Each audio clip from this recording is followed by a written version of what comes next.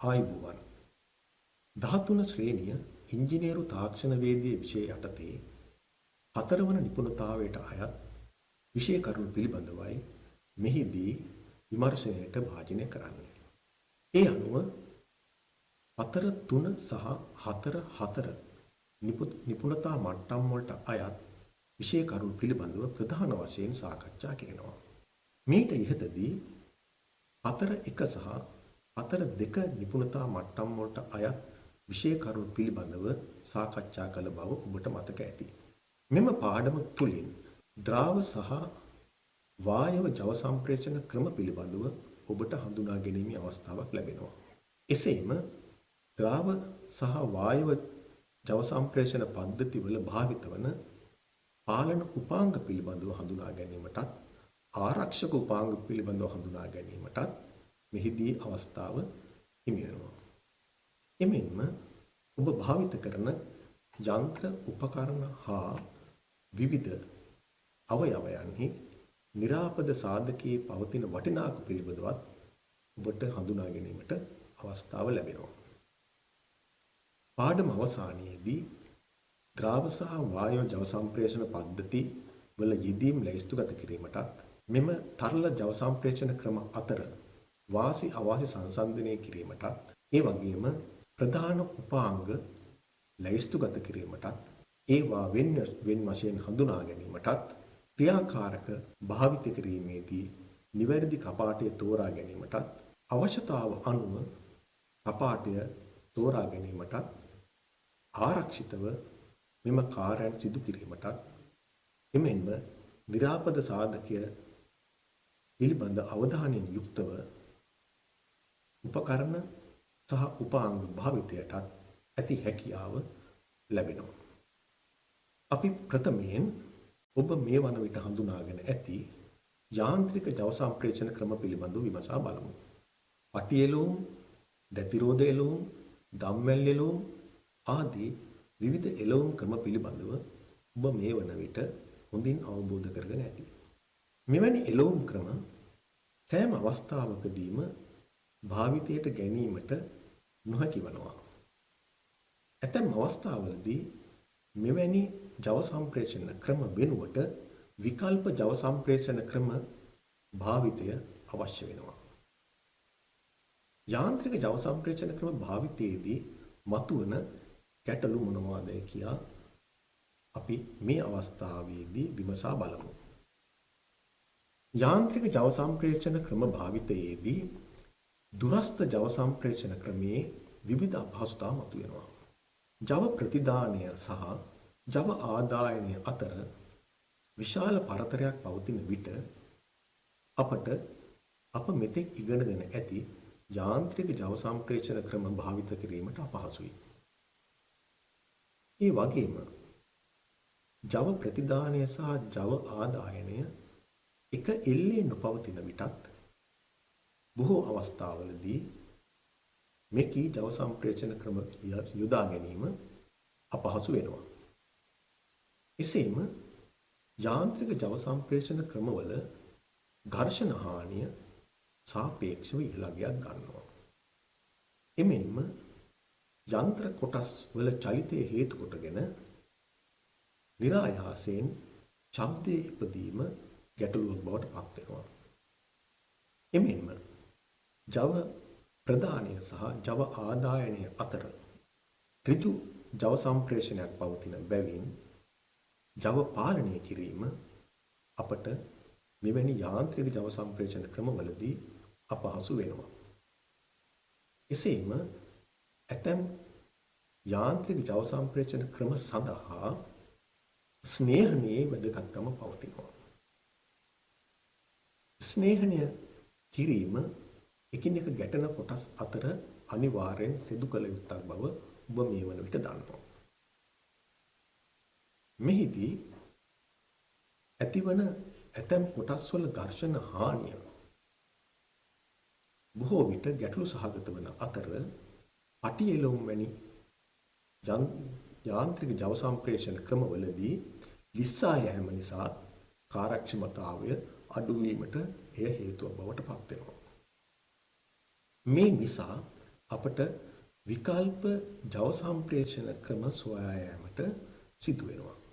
එවැනි ජව සම්ප්‍රේෂණ ක්‍රමයක් ලෙස තරල භාවිත ජව සම්ප්‍රේෂණය හඳුන්වා දෙන්නට පුළුවන්.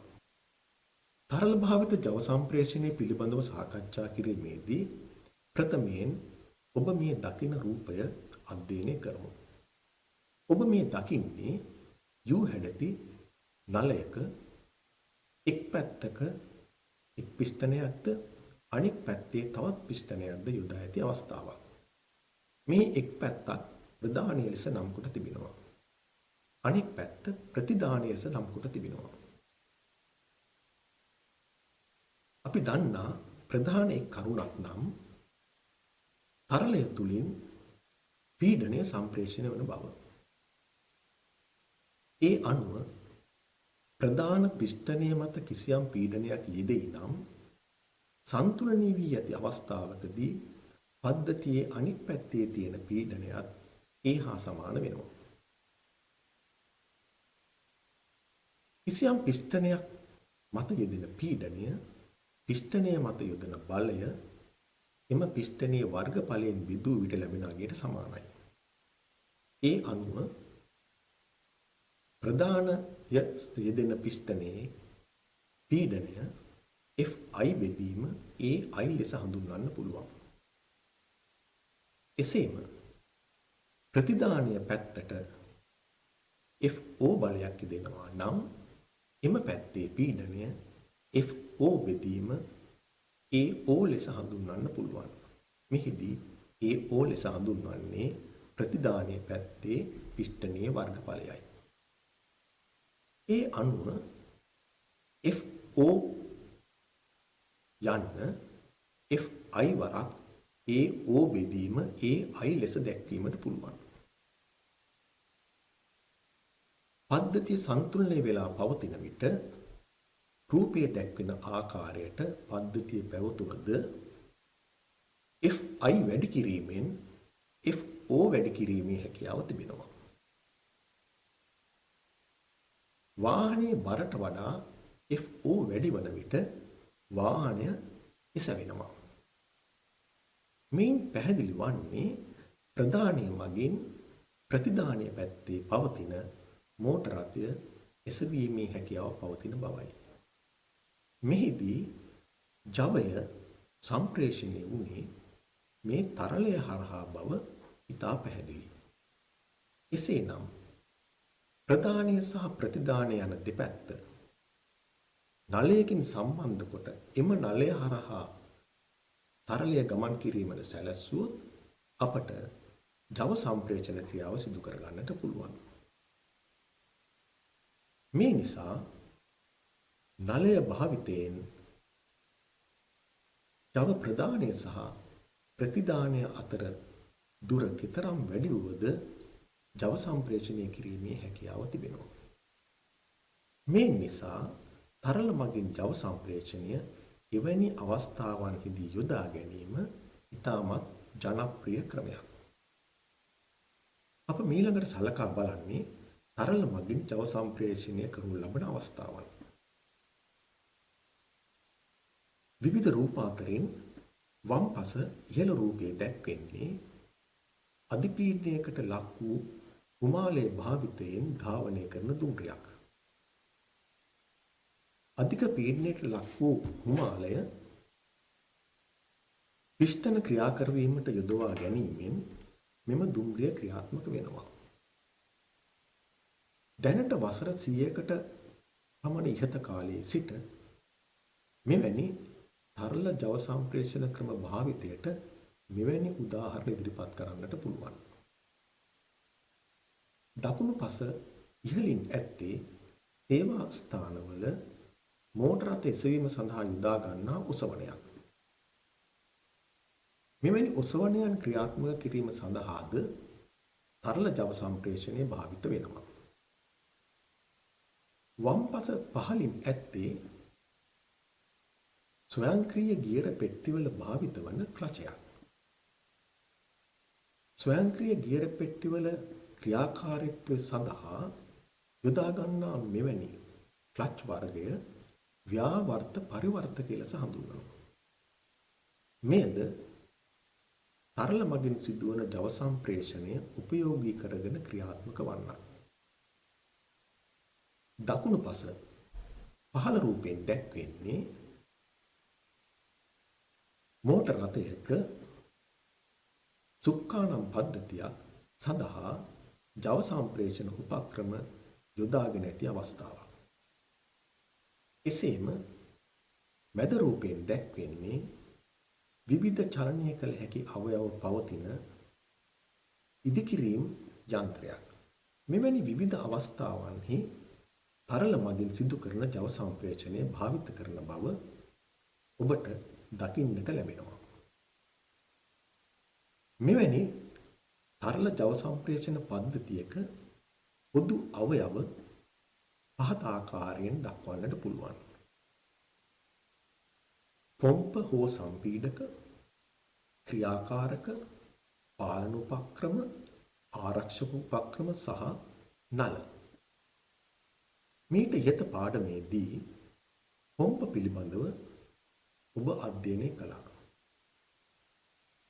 මේ නිසා අප ක්‍රියාකාරක, පාලන උපක්‍රම, ආරක්ෂක උපක්‍රම ආදී වූ අනිකුත් අවයව පිළිබඳව සාකච්ඡා කිරීමට අපේක්ෂා කරනවා. ක්‍රියාකාරකයක් ලෙස හඳුන්වන්නේ තරලයේ සතු ශක්තිය භාවිතයෙන් රේඛීය හෝ භ්‍රමණීය චලිතය ලබා ගැනීමට නිර්මාණය කරන ලද උපක්‍රම. මෙහිදී උපක්‍රම දෙකක් පිළිබඳව අපට සාකච්ඡා කිරීමට හැකියි.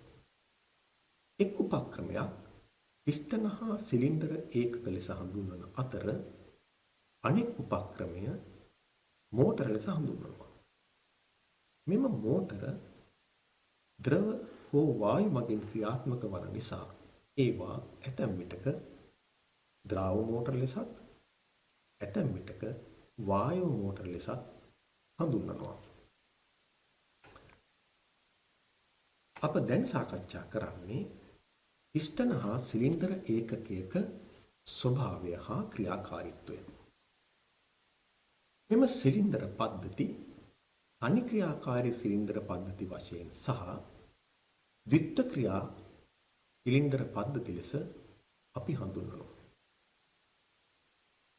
තනි ක්‍රියාවේ සිලින්ඩර පද්ධතියක පිස්ටනය මගින් සිලින්ඩරයේ දෙපැත්තක් එකිනෙකින් වෙන් වුවද තරලය ඇතුළු කළ හැක්කේ එක් පැත්තකට පමණයි.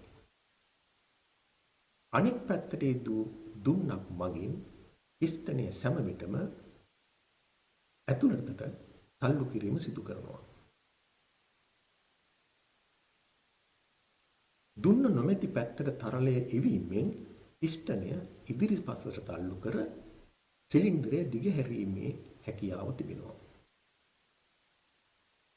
එමෙන්ම එම කවුළුවෙන් තරලය එවීම නැවැත්වුවහොත් දුන්නේ තෙරපුම නිසා එම තරලය ආපසු සිලින්ඩරයෙන් පිටතට ගමන් කරනවා. ද්විත්ව ක්‍රියාකාරී සිලින්ඩරයක් සැලකුව විට එහි සිලින්ඩරයේ පිස්ටනය මගින් වෙන්වන අවකාශයන් දෙක තුලටම තරලය එවීමේ හැකියාව පවතිනවා. එක් පසකින් තරලය එවුවොත් පිස්ටනය එක් දිශාවට චලනය වන අතර අනෙක් පසින් තරලය එවනු ලැබුවොත් පිස්ටනය අනෙක් පැත්තට චලනය වෙනවා. පිස්ටනය තනි පැත්තකට පමණක් චලනය කරවීමේ හැකියාව පවතින නිසා ඒවා තනි ක්‍රියාකාරී සිලින්ඩර ලෙසත් පිස්ටනය දෙපසටම හැසිරවීමේ හැකියාව පවතින නිසා ඒවා ද්විත්ව ක්‍රියාකාරී සිලින්ඩර ලෙසත් හඳුන්වනු ලබනවා. ඒ වගේම භ්‍රමණ චලිතය ලබාගත හැකි මෝටර නිර්මාණය වී තිබෙන්නේ පොම්ප නිර්මාණය වී ඇති ක්‍රමවේදයම අනුගමනය කරමින්. මේ නිසා මෙම මෝටර ගියර මෝටර, වේන් මෝටර, අරීය පිස්ටන් මෝටර, තලබමන මෝටර ආදී වශයෙන් නම් කරනවා. අපි මීළඟට සලකා බලමු මෙවැනි පාලන පද්ධතියක යොදා ගන්නා පාලන උපක්‍රම මොනවාද කියලා. ප්‍රධාන වශයෙන් මෙවැනි උපකරණවල යොදා ගන්නා පාලන උපක්‍රමයක් ලෙස දිශා පාලන කපාට හඳුන්වන්නට පුළුවන්. දිශා පාලන කපාටයක් මගින් තරල මාර්ගයක් හරහා තරලය ගමන් කිරවීමට හෝ නැවැත්වීමේ හැකියාව තිබෙනවා. එසේම තරලය ගමන් කරන දිශාව හැසිරවීමේ හැකියාව තිබෙනවා. මෙන්න මෙවැනි විවිධ ක්‍රියාවන් සඳහා මෙම දිශා පාලන කපාට නිර්මාණය කර තිබෙනවා. ඒ අනුව 2 වර්ගයේ 3 වර්ගයේ 4 වර්ගයේ 5 වර්ගයේ හා තවත් ආකාරවලින් නිර්මාණය වූ කපාට දකින්නට ලැබෙනවා. මෙහිදී 2 3 ආදී වශයෙන් අංකණය කොට හඳුන්වන මෙම කපාටවල අංකණය කිරීම කෙසේ සිදු කර ඇතැයිද කියා විමසා බලමු. මෙහි පළවන අංකයෙන් හඳුන්වා දෙන්නේ කපාටයේ ආදාන හා ප්‍රතිදාන කවුළු ගණන. එනම් 2 වර්ගයේ කපාටයක පළවෙනියෙන් සඳහන් වන අංකයෙන් ආදාන හා ප්‍රතිදාන කවුළු ගණන වන 2 නිරූපණය කරනවා. එසේම දෙවන අංකයෙන් කපාටයක් යොමු කළ හැකි ස්ථාන ගණන නිරූපණය කරනවා. මේ අනුව 4 වර්ගය තෝරා ගත්තොත් කවුළු ගණන 4ක් බවත් යොමු කළ හැකි ස්ථාන ගණන 2ක් බවත් කිව හැකියි. අපි මෙම කපාටයක කවුළු ගණන සහ එය යොමු කළ හැකි ස්ථාන ගණන දී ඇති රූප හරහා අවබෝධ කර ගනිමු.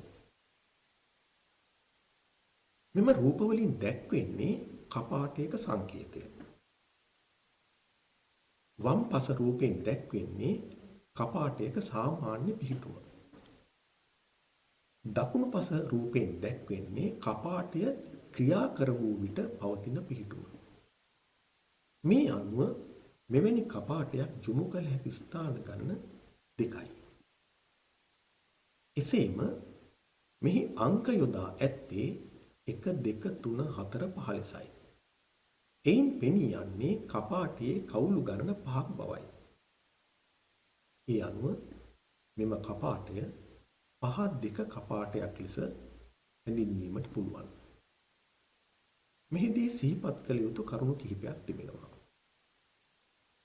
කපාටයක මෙම අංක කිරීම සිදු කරන්නේ සාමාන්‍ය පිහිටුමේ පවතින ස්ථානය සඳහා පමණයි. එසේම 2 4 වැනි එක පැත්තක පවතින එම කවුළු ක්‍රියාකාරකය හා සම්බන්ධ වෙනවා. අංක 1 කවුළුව අනිවාර්යෙන්ම පීඩිත නැතහොත් පීඩනයට ලක් වූ තරලය ගලා එන නලයට සම්බන්ධ වෙනවා. 3 5 වැනි නල අභිමතය අනුව සම්බන්ධ කිරීමේ හැකියාව තිබෙනවා. ඉදිරියේදී ඔබට මේ පිළිබඳව අවබෝධ කරගත හැකි වෙයි. එසේනම් මෙම රූපයෙන් දැක්වෙන්නේ එක් වර්ගයේ කපාටවල සංකේත. 2 වර්ගයේ සංකේතය විමසීමට ලක් කළොත් 1 2 ලෙස අංක කර ඇත්තේ කවුළු ගණනයි. එසේම 3 2 වර්ගයේ 1 2 3 ලෙස කවුළු අංක කර තිබෙනවා. එසේම 1 2 3 4 ලෙස 4 2 වර්ගයේ කපාටයේ කවුළු නම් කර තිබෙනවා. 1 2 3 4 5 ලෙස 5 2 වර්ගයේ කපාටයේ කවුළු අංක කර තිබෙනවා. මෙහිදී ඇති සෑම කපාටයක්ම යොමු කළ හැකි ස්ථාන ගණන දෙකක් බව ඔබට පෙනී යනවා ඇති. මෙම වර්ගවලට අමතරව ස්ථාන 3කට යොමු කළ හැකි කපාටද අපට දකින්නට හැකියාව ලැබෙනවා. දැන් බලමු 2 වර්ගයේ කපාටයක් අප මෙවැනි පද්ධතියකට සම්බන්ධ කරන්නේ කෙසේද කියා. ජව සම්ප්‍රේෂණ පද්ධතියක පොම්පය මගින් ගලා එන තරලය භාවිත කිරීමෙන් මෝටරයක් ක්‍රියාත්මක කරන අවස්ථාවක් බලමු.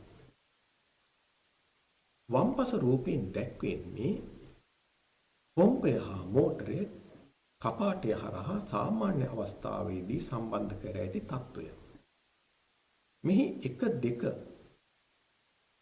කවුළු අතර සම්බන්ධතාවක් පෙන්වන්නේ නැහැ. මේ නිසා සාමාන්‍ය අවස්ථාවේදී මෝටරෙන් ගලා එන පොම්පෙන් ගලා එන තරලය මෝටරය වෙත ගමන් කරන්නේ නැහැ. දෙවන රූපය පරීක්ෂා කර බලමු. එහි ඇත්තේ ක්‍රියාකාරී වූ පිහිටුමයි. එම අවස්ථාවේදී 1-2 කවුළු අතර සම්බන්ධතාවයක් දැක්වෙනවා. ඒ අනුව පොම්පෙන් ගලා එන තරලය මෝටරය වෙත ගමන් කරනවා.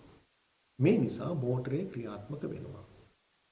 එයින් අවබෝධ කරගත හැක්කේ මෙම කපාටය සාමාන්‍ය තත්ත්වයේ පවතින විට මෝටරය ක්‍රියාත්මක නොවන බවත් ක්‍රියා කර වූ විට නැතහොත් කපාටය ක්‍රියාත්මක කර වූ විට මෝටරය ක්‍රියාත්මක වන බවත්. එසේම 3-2 වර්ගයේ කපාටයක් පද්ධතියට සම්බන්ධ වන්නේ කෙසේදයි බලමු. 3-2 කපාටය තනි ක්‍රියාවේ සිලින්ඩරයකට සම්බන්ධ කර තිබෙනවා. කපාටයේ සාමාන්‍ය පිහිටුමේදී 1 හා 2 කවුළු අතර සම්බන්ධයක් පවතින්නේ නැහැ. මේ නිසා පොම්පෙන් ගලා එන තරලය පිස්ටනය වෙත ගමන් කරන්නේ නැහැ. නමුත් 2-3 කවුළු එකිනෙක සම්බන්ධව පවතින බැවින් තනි ක්‍රියාවේ පිස්ටනයෙහි තරලය 2-3 අතර සම්බන්ධතාවය හරහා ගලා ගොස් කපාටයෙන් පිටතට යනවා. කපාටය ක්‍රියාත්මක කර වූ විට 1 හා 2 කවුළු එකිනෙක සම්බන්ධ වෙනවා. මේ නිසා තනි ක්‍රියාවේ පිස්ටනය සහිත සිලින්ඩරය තුලට මෙම තරලය ගලා ගොස් පිස්ටනය එසවෙනවා. මෙයින් පෙනී යන්නේ තනි ක්‍රියාවේ පිස්ටනයක් කපාටයේ සාමාන්‍ය තත්ත්වයේදී හැකිලී පවතින බවත් කපාටය ක්‍රියාත්මක කර වූ විට එය එසවෙන බවත්. එමෙන්ම 4-2 වර්ගයේ කපාටයක් මෙවැනි පද්ධතියකට භාවිත කරන්නේ කෙසේදයි සලකා බලමු. දී ඇති කපාටය සාමාන්‍ය පිහිටුමේ පවතින ආකාරය අනුව 1-2 කවුළු එකිනෙක සම්බන්ධ වී පවතින අතර 3 කවුළුද ඒ ආකාරයෙන්ම සම්බන්ධ වී පවතිනවා. මේ නිසා පොම්පෙන් ගලා එන තරලය දී ඇති ද්විත්ව ක්‍රියාවේ සිලින්ඩරෙහි එක් කොටසකට ඇතුල් වෙනවා. මේ නිසා පිස්ටනය පහළට තල්ලු වෙනවා. අනෙක් කොටසේ ඇති තරලය 4 සහ 3 කවුළු හරහා පිටතට ගලා එනවා. කපාටය ක්‍රියාත්මක කර වූ විට 1 හා 4 කවුළු එකිනෙක සම්බන්ධ වෙනවා. එමෙන්ම 2 හා 3 කවුළු එකිනෙක සම්බන්ධ වෙනවා. එවිට තරලය ගලා යන දිශාව මාරු වෙනවා. මේ නිසා පිස්ටනය එසවෙනවා. මේන් පෙනී යන්නේ 4-2 කපාටයක් සාමාන්‍ය අවස්ථාවේදී භාවිත කරන විට පිස්ටනයේ එක් දිශාවකටත් කපාටය ක්‍රියාත්මක කර වූ විට පිස්ටනය අනෙක් දිශාවටත් ගමන් කරන බවයි. පහ දෙක වර්ගයේ කපාටයක් සම්බන්ධ කරන ආකාරය විමසා බලමු. සාමාන්‍ය අවස්ථාවේදී 1 සහ 2 කවුළු එකිනෙක සම්බන්ධව පවතින අතර 4 සහ 5 කවුළුද ඒ ආකාරයෙන්ම සම්බන්ධව පවතිනවා. මේ නිසා ද්විත්ව ක්‍රියාව දක්වන සිලින්ඩරයේ එක් කොටසකට තරලය ඇතුල් වන අතර අනෙක් කොටසේ තරලය පිටතට ගලා යනවා. එසේම කපාටය ක්‍රියාත්මක කර වූ විට 1 සහ 4 කවුළු එකිනෙක සම්බන්ධ වන අතර 2 සහ 3 කවුළුද එකිනෙක සම්බන්ධ වනවා. එවිට සිලින්ඩරය තුල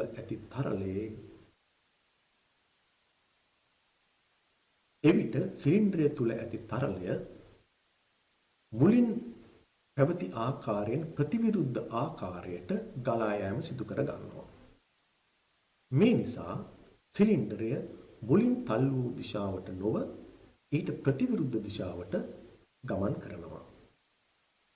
මේන් පෙනී යන්නේ පහ දෙක වර්ගයේ කපාටයක් 4 දෙක වර්ගයේ කපාටයකට සමරූපීව ක්‍රියාත්මක වන ලෙස යොදාගත හැකි බවයි.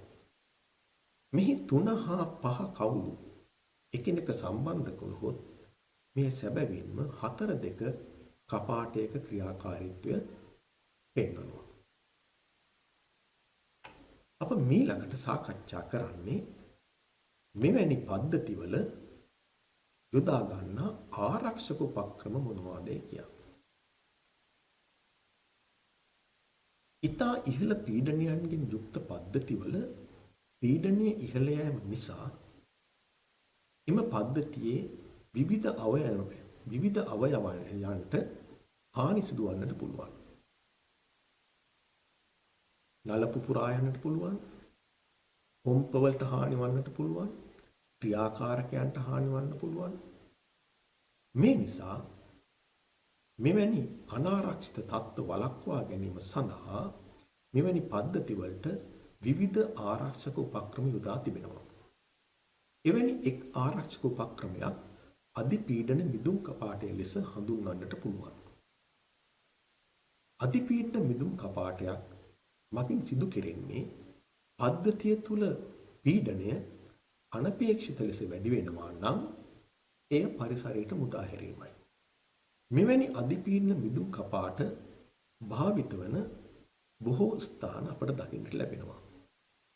මෝටර රථවල සිසිලන පද්ධතිය සැලකූ විට එන්ජිම ක්‍රියාත්මක වීමත් සමග සිසිලන පද්ධතියේ ඇති තරලය උණුසුම් වෙනවා.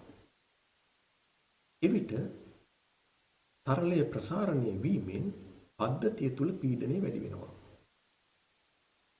මෙවිට එම පද්ධතියට හානි වීමට ඇති ඉඩකඩ පවතින බැවින් එම අධිපීඩනය වූ තරලය පද්ධතියෙන් පිටතට යැවීම සඳහා කටයුතු කළ යුතු වෙනවා. මේ නිසා විකිරකය වැසීමට යොදා ගන්නා විකිරක මූඩිය යොදා ගන්නවා. මෙම විකිරක මූඩිය තනා තිබෙන්නේ දුන්නක් භාවිතයෙන් අධික පීඩනය පරිසරයට මුදා හැරීම කළ හැකි වන ආකාරයට. මේ නිසා මෙවැනි අධිපීඩන මිදුම් කපාටයක් දුන යෙදූ අධිපීඩන මිදුම් කපාටයක් ලෙස හඳුන්වනවා. එසේම ගෙදර දොරේ භාවිත වන පීඩන උදුන නිරීක්ෂණය කළොත් එහි පියන මතද අපට මෙවැනි අධිපීඩන මිදුම් කපාටයක් දක්නට පුළුවන්. පීඩන උදුන උණුසුම් වන විට අභ්‍යන්තරයේ පීඩනය බොහෝ සෙයින් ඉහළ යනවා. මෙය පාලනය කර ගැනීම සඳහා මෙවැනි මිදුම් කපාටයක් යොදා තිබෙනවා. මෙම මිදුම් කපාටයේ ක්‍රියාත්මක වන්නේ එහි බර අනුව. යෙදී ඇති බර මගින් ඇතිවන පීඩනයට වඩා අභ්‍යන්තර පීඩනය වැඩි වූ විට එම බර එසැවි වැඩිමනක් පීඩනය පරිසරයට මුදා හරිනවා. මෙවැනි අධිපීඩන විදුම් කපාටයක් බර යෙදූ අධිපීඩන විදුම් කපාටයක් ලෙස හඳුන්වනවා. ඒ වගේම බොහෝ පද්ධතිවල අධිපීඩන පාලන ස්විච් භාවිත වෙනවා. මෙවැනි පද්ධතිවල පොම්පය ක්‍රියාත්මක වන්නේ බොහෝ විට විදුලි මෝටරයක් භාවිතයෙන්. මෙම විදුලි මෝටරය පද්ධතියේ ඇතිවන පීඩනය මත ක්‍රියා කරවීම හෝ නැවැත්වීම සිදු කරනවා. මේ සඳහා යොදා ගන්නා පාලන ස්විච්චය අධිපීඩන පාලන ස්විච්චයක් නැතහොත් පීඩන ස්විච්චයක් ලෙස හඳුන්වනවා. සෑම තරල භාවිත ජව සම්ප්‍රේෂණ පද්ධතියකම පාහේ මෝටරය ක්‍රියාත්මක කරවීම සඳහා මෙවැනි ස්විච්චයක් යොදා තිබෙනවා. එසේම මෙවැනි ජව සම්ප්‍රේෂණ පද්ධතියක් මත බාහිරින් යෙදෙන භාරය වැඩි නම් මෝටරය තුලින් වැඩි ධාරාවක් ගලා යාමට උත්සාහ දරනවා. මෙවැනි වැඩි ධාරාවකදී මෝටරයට ඇතිවන හානිය වළක්වා ගැනීම සඳහා අධිබැර වහරුවක් නැතහොත් අධිභාරයේදී විදුලිය විසන්ධි කරන ස්විච්චයක් යොදා තිබෙනවා. මෙම අධිබැර වහරු ස්විච්චය නිසා මෝටරය තුලින් අධිධාරාවක් ගලා යාම සිදුවන්නේ නැහැ. එයින් මෝටරය ආරක්ෂා වෙනවා. මේ ආකාරයට විවිධ ආරක්ෂක උපක්‍රම යෙදීමෙන් මෙම පද්ධතියක ආරක්ෂාව සලසා තිබෙනවා. අප මීළඟට සලකා බලන්නේ නිරාපද සාධකයේ යන්න පිළිබඳව. සාමාන්‍යයෙන් ඕනෑම උපකරණයක් භාණ්ඩයක් නැත්නම් කිසියම් අවයවයක් භාවිත කිරීමේදී එය ඔරොත්තු දෙදෙන කිසියම් උපරිම සීමාවක් තිබෙනවා.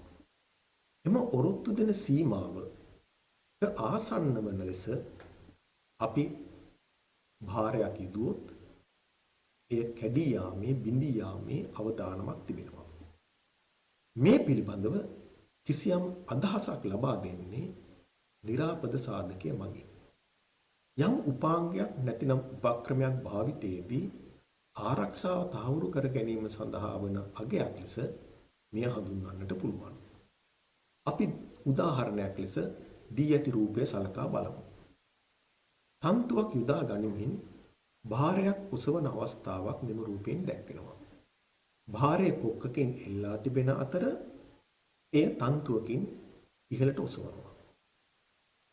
ඒ එසවීමේදී තන්තුව කප්පියකින් එල්ලා තිබෙනවා.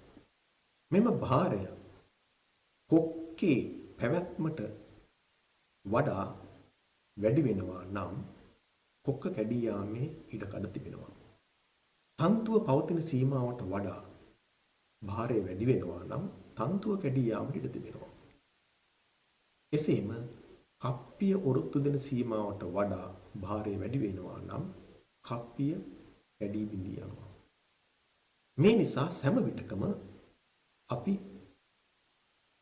එවැනි උපක්‍රම හෝ උපාංගවල පැවැත්ම සඳහා යොදන භාරය එම උපාංගයන් හෝ උපක්‍රමයන් මත යෙදිය හැකි උපරිම භාරයට වඩා අඩු අගයක් ගත යුතුයි. මේ නිසා නිරාපද සාධකයේ යන්න දැරිය හැකි උපරිම භාරය ක්‍රියාකාරී භාරයෙන් බෙදූ විට ලැබෙන අගය ලෙස දක්වනවා. කිසියම් අවස්ථාවක දැරිය හැකි උපරිම භාරයට ආසන්න ලෙස ක්‍රියාකාරී භාරය පැවතීමෙන් නිරාපද සාධකය එකට ආසන්න වෙනවා. එයින් පෙනී යන්නේ අනාරක්ෂිත බවයි. දැරිය හැකි උපරිම භාරයට වඩා ක්‍රියාකාරී භාරය බොහෝ සෙයින් අඩු නම් නිරාපද සාධකය වැඩි අගයක් ගන්නවා. එයින් අපට පෙනී යනවා ආරක්ෂාව බොහෝ සෙයින් තහවුරු වී ඇති බව. දී ඇති උදාහරණ සලකමු. බර ඔසවණයක යොත නිව්ටන් 5000ක ආතතියකදී බිඳී යයි. එම යොත මගින් නිව්ටන් 1000ක භාරයක් එල්ලා ඇතනම් නිරාපද සාධකය 5000 බෙදීම 1000ට සමාන වෙනවා. ඒ අනුව නිරාපද සාධකයේ පහ බවට පත් වෙනවා. මේන් පෙනී යන්නේ ක්‍රියාකාරී භාරය මෙන් පස් ගුණයක භාරයක් යෙදීමෙන් පමණක් මෙම තන්තුව බිඳී යන බවයි. නැතහොත් මෙම යුත බිඳී යන බවයි. මෙයින් අප යොදන ක්‍රියාකාරී භාරය මත අපගේ ආරක්ෂාව තහවුරු වී තිබෙන බව කියන්නට පුළුවන්. එසේම දෙවන උදාහරණය සැලකුවොත් මෝටර රථ ටයරයක සාමාන්‍යයෙන් කිලෝ පැස්කල් 250ක පීඩනයක් යොදනවා. වැඩි බරක් ගෙන යාම සඳහා වැඩියෙන් වායුව පුරවන්නට යෑමෙන් මෙම ටයරය කිලෝ පැස්කල් 750කදී පුපුරා යනවා. එසේනම් සාමාන්‍ය භාවිතයේදී නිරාපද සාධකය වන්නේ 750 බෙදීම 250ට සමාන අගයක්. එනම් නිරාපද සාධකයේ 3 බවට පත් වෙනවා. එයින් පෙනී යන්නේ සාමාන්‍ය භාවිතයේදී යොදන ක්‍රියාකාරී භාරයෙන් 3 ගුණයක් දක්වා මෙම ටයරය ඔරොත්තු දෙන බවයි. එයින් අප සිටින්නේ ආරක්ෂිත තත්වයකයි අපට කියන්නට පුළුවන්. ඊළඟට තරල වර්ගයේ අණු ජව සම්ප්‍රේෂණ පද්ධති වෙන් කළ හැකි ආකාරය බලමු. අප දන්නවා මේ වන විට තරල පද්ධති ද්‍රව සහ වායු භාවිතයෙන් ක්‍රියාත්මක වෙනවා. ද්‍රව භාවිත මෙවැනි ජව සම්ප්‍රේෂණ පද්ධති ද්‍රාව ජව සම්ප්‍රේෂණ පද්ධති ලෙස හඳුන්වනවා. ඒ වගේම වායු භාවිත වන ජව සම්ප්‍රේෂණ පද්ධති වායව ජව සම්ප්‍රේෂණ පද්ධති ලෙස හඳුන්වනවා. මෙම එක් එක් ජව සම්ප්‍රේෂණ පද්ධති වල භාවිත වන අවයවයන්ගේ සුළු සුළු වෙනස්කම් අපට දකින්නට ලැබෙනවා. ද්‍රාව ජව සම්ප්‍රේෂණ පද්ධතියක තරලය ගබඩා කර ගැනීම සඳහා අපට ටැංකියක් යොදා ගන්නට සිදු වෙනවා. ඊට අමතරව ද්‍රාව පොම්පය, පාලන උපක්‍රම, ක්‍රියාකාරක, ආරක්ෂක උපක්‍රම, නල ආදියද භාවිතයට ගැනීමට සිදු වෙනවා. ඔබ දැන් දකින්නේ ද්‍රාව ජව සම්ප්‍රේෂණ පද්ධතියක පවතින අවයවයන් සම්බන්ධ වී ඇති ආකාරයයි. ද්‍රාව තටාකයෙන් ලබා ගන්නා තරලය පොම්පයට ගෙන යාමට පෙර පෙරණයක් මගින් පිරිසුදු කර ගනු ලබනවා. එසේ කරනු ලබන්නේ ද්‍රාව පොම්පේ ආරක්ෂාව සඳහා. ඉන්පසු පොම්පෙන් සම්පීඩනය කරන තරලය දිශාපාලන කපාටයක් හරහා ක්‍රියාකාරකයට යවනවා. තරල මාර්ගයේ පීඩනය අනපේක්ෂිත ලෙස ඉහළ යාමේදී පද්ධතිය ආරක්ෂා කර ගැනීම සඳහා අධිපීඩන විදුම් කපාටයක් යොදා තිබෙනවා. මෙය මගින් වැඩිමනක් පීඩනයෙන් යුත් ද්‍රවය නැවත ද්‍රව තටාකයේ වෙත යොමු කරනවා. ඒ වගේම ක්‍රියාකාරකයේ වෙත යවන තරලය ආපසු දිශාපාලන කපාටය හරහා නැවත ද්‍රව තටාකයේ වෙත යොමු ලබනවා. මේ නිසා ටැංකියේ ඇති තරලය නිරන්තරයෙන් පොම්පය මගින් පොම්ප කිරීමත් ආපසු ක්‍රියාකාරකයේ සිට ටැංකියට පැමිණීමත් සිදු වෙනවා. අප මීළඟට සලකා බලන්නේ වායව ජව සම්ප්‍රේෂණ පද්ධතියක අවයව මොනවාදයි කියලා. මෙවැනි පද්ධතියක වායු සම්පීඩනය කර ගබඩා කර තබා ගැනීම සඳහා වායු සම්පීඩකයක් නැතහොත් වායු සම්පීඩන ඒකකයක් යොදා ගන්නවා. ඊට අමතරව පාලන කපාට, ක්‍රියාකාරක, ආරක්ෂක උපක්‍රම සහ නල භාවිත කරනු ලබනවා. ඔබ දැන් දකින්නේ වායව ජව සම්ප්‍රේෂණ පද්ධතියක අවයව එකිනෙකට සම්බන්ධ වී ඇති ආකාරය. මේ රතු පාට කොටුවකින් වෙන්කොට දක්වා ඇත්තේ වායු සම්පීඩකයට අයත් අවයව ටික. එම අවයව අතර වායු පෙරණයක්, සම්පීඩන පොම්පය ක්‍රියාත්මක මෝටරය, එමෙන්ම එක් දිශා කපාටයක්, වායුව එකතු කර ගැනීමට යොදා ඇති ටැංකියක්, මෝටරේ ක්‍රියාත්මක වීම පාලනය කරන පීඩන ස්විච්චයක්, අධිපීඩන විදුම් කපාටය ආදී වූ බොහෝ අංගෝපාංගයන් එයට සම්බන්ධ වී තිබෙනවා. සම්පීඩිත වාතය සිලින්ඩරයට යවනු ලබන්නේ දිශාපාලන කපාටයක් ඔස්සේ. මෙහිදී දිශාපාලන කපාටය හරහා ක්‍රියාකාරකයේ වෙත ගමන් කරන තරලය බැහැරවන්නේ පරිසරයට. ඒ වගේම පොම්පය වෙත තරලය ඇදගන්නේ පරිසරයෙන්. මේ නිසා තරලය ලෙස වාතය භාවිත කිරීම සිදු කරන බැවින් එය පරිසරයෙන් ලබා ගැනීමත් පරිසරයට පිට කිරීමත් නිසා අමතර පිරිවැයක් ඒ සඳහා යෙදීමට සිදුවන්නේ නැහැ. මෙම වායු සම්පීඩක ඒකකය පිළිබඳව සාකච්ඡා කළොත් මෙවැනි වායු සම්පීඩන ඒකකයක ක්‍රියාකාරීත්වය අපට මෙම රූපයේ පවතින කොටස් අනුව විස්තර කිරීමට පුළුවන්. මෝටරය මගින් පොම්පය ක්‍රියාත්මක කරනු ලබනවා. මෙහිදී මෝටරය සහ පොම්පය අතර ජව සම්ප්‍රේෂණය සිදුවන්නේ පටි එළවුමක් භාවිතයෙන්. එසේ නොවන ඍජු එළවුම් පවතින වායු සම්පීඩන යන්ත්‍රද අපට දකින්නට ලැබෙනවා. පටි එළවුම අනාරක්ෂිත ස්වභාවයක් ගන්නා නිසා එය පටි ආවරණයක් මගින් ආවරණය කොට තිබෙනවා. පොම්පයෙන් සම්පීඩනයට ලක් කරන වාතය ටැංකියට යවනු ලබනවා. එම ටැංකිය තුල ගබඩා වන විට පීඩනය ඉහළ යාමේදී මෝටරය පීඩන ස්විච්චය මගින් විදුලි සැපයීම කපා හැරීමෙන් නවතාලනවා. එසේම අනපේක්ෂිත ලෙස ටැංකියේ පීඩනය ඉහළ යාමේදී ඇතිවන අනාරක්ෂිත තත්ත්වය ආරක්ෂා කර ගැනීම සඳහා මෙහි ආරක්ෂක කපාටය යොදා තිබෙනවා. එසේම මෙම වායු ටැංකියේ අභ්‍යන්තර පීඩනය දැක ගැනීම සඳහා පීඩන මානයක් යොදා තිබෙනවා. ටැංකිය තුල ඇති සම්පීඩිත වාතය ඉවතට ගැනීම සඳහා පිටාර කාරාමයක් භාවිත වෙනවා. එසේම ටැංකිය තුල වාතය සමග ඝනීභවනය වූ ජලයද පවතිනවා.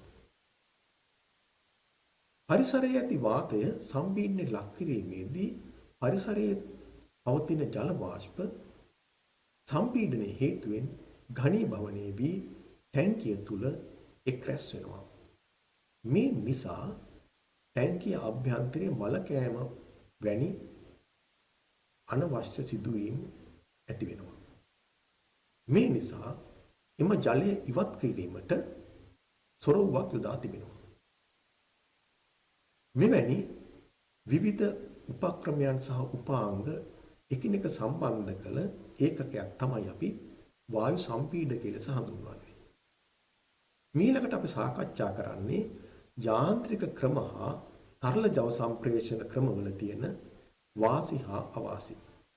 ප්‍රථමයෙන් තරල ජව සම්ප්‍රේෂණ ක්‍රමයක ඇති වාසි විමසා බලමු. දුරස්ත ජව සම්ප්‍රේෂණය පහසු වීම මෙහි ඇති සුවිශේෂ වාසියක්. එසේම එක එල්ලයේ නොපවතින ජව ප්‍රතිදාන සහ ජව ආදාන ඒකකයන් පවතින විට පවා මෙම තරල ජව සම්ප්‍රේෂණ ක්‍රමය යොදා ගැනීමේ ඇති හැකියාව. එමෙන්ම ඝර්ෂණ හානිය අඩුවීම. මෙම සම්ප්‍රේෂණ ක්‍රමය තුළ චලන කොටස් නොමැති බැවින් ශබ්දය ඇති නොවීම. කපාට භාවිතය නිසා ජවය පාලනය කළ හැකි වීම. ජව සම්ප්‍රේෂණ මාර්ගය සහ කොටස් බොහෝ විට ස්වයංව ස්නේහණය වීම. මෙවැනි වාසි අතර තරල ජව සම්ප්‍රේෂණයේ අවාසිද අපට දක්නට ලැබෙනවා. තරල ජව සම්ප්‍රේෂණයේදී භාවිත වන මෙම තරල යන්ත්‍ර සහ නල පද්ධතිවල පවතින මුද්‍රාවල දුර්වලතා හේතුවෙන් තරලය පිටතට කාන්දු වීමේ හැකියාව තිබෙනවා. එවිට ජව හානිය ඇතිවීම මෙන්ම පරිසරයට තෙල් වැනි දේ පැමිණීමෙන් පරිසර හානියද ඇතිවිය හැකියි. එමෙන්ම යාන්ත්‍රික ක්‍රම හා සැසඳීමේදී එවැනි තරලයක් පරිසරයට ගලා එම සිදුවන්නේ නැහැ. මේ නිසා ජව සම්ප්‍රේෂණයේදී ඇතිවන ජව හානිය එවැනි ක්‍රම වලින් සිදුවන්නේ නැහැ.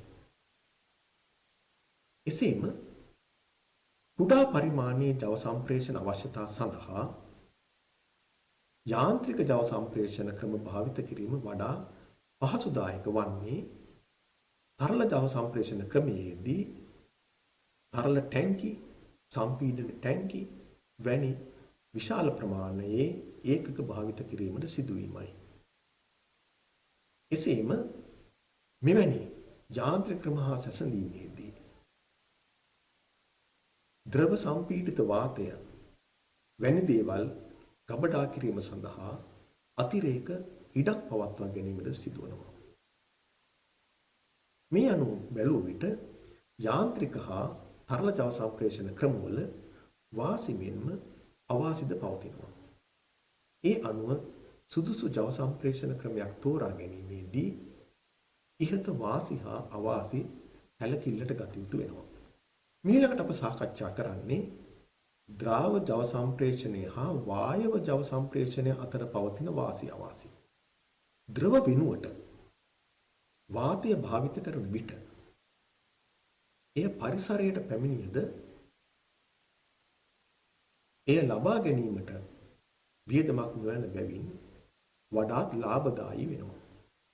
ද්‍රාව ජව සම්ප්‍රේෂණ පද්ධති වලට භාවිත වන තෙල් වර්ග මිලෙන් ඉහළ බව අපි කවුරුත් වටහා ගත යුතු කරුණක්. එමෙන්ම වායව ක්‍රම පිරිසුදු ජව සම්ප්‍රේෂණ ක්‍රමයක් ලෙස හඳුන්වන්නට පුළුවන්. පරිසරයේ වාතය භාවිත වන බැවින් එයම පරිසරයට ආවද පරිසර හානියක් සිදුවන්නේ නැහැ. එමෙන්ම අපිරිසුදු බවක් ඇතිවන්නේද නැහැ. නමුත් තෙල් වර්ග පරිසරයට ඒමෙන් පරිසරය අපිරිසුදු වීමට ඇති ඉඩකඩ බොහෝ වැඩි. මේ නිසා ආහාර නිෂ්පාදන කර්මාන්ත ශාලා තුල ජව සම්ප්‍රේෂණය සඳහා බොහෝ විට යොදාගන්නේ වායව ජව සම්ප්‍රේෂණ ක්‍රම. වායව ක්‍රම භාවිතයේදී වර්ග මීටරයට කිලෝ නිව්ටන් 1500ක් වැනි ඉහළ පීඩන පවතින අවස්ථාවන්හිදී වායම් ක්‍රම යොදා ගැනීමට හැකියාව ලැබෙන්නේ නැහැ. මේ නිසා එවැනි අවස්ථාවලදී අපට තරල භාවිත ජව සම්ප්‍රේෂණ ක්‍රම යොදා ගැනීමට සිදු වෙනවා. එසේම සම්පීඩනය වීමේදී වාතය උණුසුම් වන බැවින් පරිසරයේ සහ උපාංගවල උෂ්ණත්වය ඉහළ යන අතරම සම්පීඩනයේදී ඇතිවන පරිමාව කුඩා වීම හේතුවෙන් ශක්ති හානියක් ඇති වෙනවා. එසේම තෙල් වැනි දේ පරිසරයට ඒම නිසා අනතුරුදායක තත්ත්වයන්ද ඇතිවීමට හේතු වෙනවා. කුමාලය වැනි වායව ක්‍රම භාවිතයේදී උෂ්ණත්වයේ ඉහළ බව සහ පීඩනයේ ඉහළ බව නිසා පවතින අවදානම් තත්ත්වය ඉතා ඉහළයි. නමුත් තරල භාවිතයේදී උෂ්ණත්වය එතරම් ඉහළ නොයන බැවින් උෂ්ණත්වය නිසා පවතින අනාරක්ෂිත බව බොහෝ සෙයින් අඩුයි. මෙවැනි වාසි අවාසි අපට ද්‍රාව ජව සම්ප්‍රේෂණ හා වායව ජව සම්ප්‍රේෂණ ක්‍රම අතර පවතින බව කීමට පුළුවන්. අපි දැන් බලමු මෙතෙක් උගත් දේ මත දී ඇති අභ්‍යාස කවරේද කියා. වායව ජව සම්ප්‍රේෂණ පද්ධතියකට සම්බන්ධ කර වායු නලාවක් හැඬවීම සඳහා කපාටයක් යොදා ගැනීමට අවශ්‍යව ඇත. සුදුසු කපාටයක් තෝරාගෙන වායු පීඩන නලය කපාටය හා නලාව සම්බන්ධ කරන ආකාරය රූප සටහනකින් දක්වන්න. අප මේ වන විට දන්නවා දෙක වර්ගයේ කපාටයක් භාවිත කළොත් තරලය ගලා යාමට මාර්ගය විවෘත කිරීම සහ තරලය ගලා යන මාර්ගයේ වැසීමට එම කපාටයෙන් පුළුවන් බව. නලාවක් භාවිතයේදීත් වැදගත් වන්නේ නලාවට තරලය සැපයීම සහ තරලය නැවැත්වීමයි. ඒ අනුව නලාව සහ සම්පීඩිත වායු නලය අතරට දෙක වර්ගයේ කපාටයක් යෙදීමෙන් අපට මෙම අවශ්‍යතාවය ඉටු කර ගැනීමේ හැකියාව තිබෙනවා. ඊළඟට දෙවන අභ්‍යාසය විමසා බලමු. ඒ වගේම එහි ආ කොටසෙන් කියවෙන්නේ තනි ක්‍රියාවේ සිලින්ඩරයක් පාලනය සඳහා තුන වර්ගයේ කපාටයක් යොදා ගනී. කපාටයේ මැද පිහිටුමේදී පිස්ටනය ස්ථාවරව පවතින අතර එක් පැත්තකට යොමු කළ විට සිලින්ඩරයේ දිගහැරීමත් අනෙක් පැත්තට යොමු කළ විට එහි හැකිලීමත් සිදුවේ. මෙම කපාටය හා පිස්ටනයේ සම්බන්ධය සංකේතයේ භාවිතයෙන් අඳින්න. මේ වන විට ඔබ 3-2 වර්ගයේ කපාටයක සංකේතය හඳුනාගෙන තිබෙනවා. මෙහිදී 3-3 කපාටයෙහි ඇති වෙනස නම් දෙපස පිහිටුම් අතර තව අතරමැදි පිහිටුමක්ද පවතින අතරයි. දෙපස පිහිටුම් අතර වෙනත් අතරමැදි පිහිටුමක්ද පවතින බවයි. සාමාන්‍යයෙන් ස්ථාන 3කට යොමු කළ හැකි කපාටවල මැද පිහිටුම සාමාන්‍ය පිහිටුම ලෙස සලකන අතර දෙපස පිහිටුම් ක්‍රියා කර වූ විට එළඹෙන පිහිටුම් ලෙසයි අපි හඳුන්වන්නේ. එසේනම් මැද පිහිටුමට යොමු කර ඇති විට පිස්ටනය ස්ථාවරව පවතිනවා නම් පිස්ටනය වෙත සම්පීඩිත තරලය ගලා නොයන ආකාරයට කපාටයේ කවුළු විසන්ධි වී තිබිය යුතුයි. එසේම එක් පැත්තකට යොමු කළ විට සිලින්ඩරයේ දිගහැරීම සිදුවෙන බවත් අනෙක් පැත්තට යොමු කළ විට හැකිලීම සිදුවෙන බවත් ප්‍රකාශ වෙනවා. මෙවැනි පද්ධතියක දිගහැරීම සිදුවන අවස්ථාව සහ හැකිලීම සිදුවන අවස්ථාව සඳහා යොදාගත යුතු වන සිලින්ඩරය වන්නේ තනි ක්‍රියාකාරී සිලින්ඩරයක්.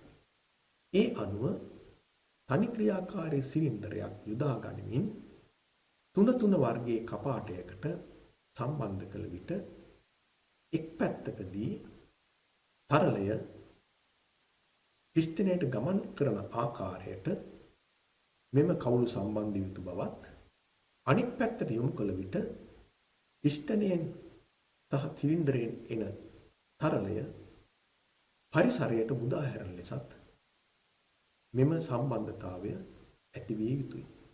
ඔබ මේ වන විට හඳුනාගෙන තිබෙන කරුණු පදනම් කරගනිමින් මෙම ගැටලු දෙකට අවශ්‍ය පිළිතුරු ලැබීමට කටයුතු කරන්න. ස්තුතියි.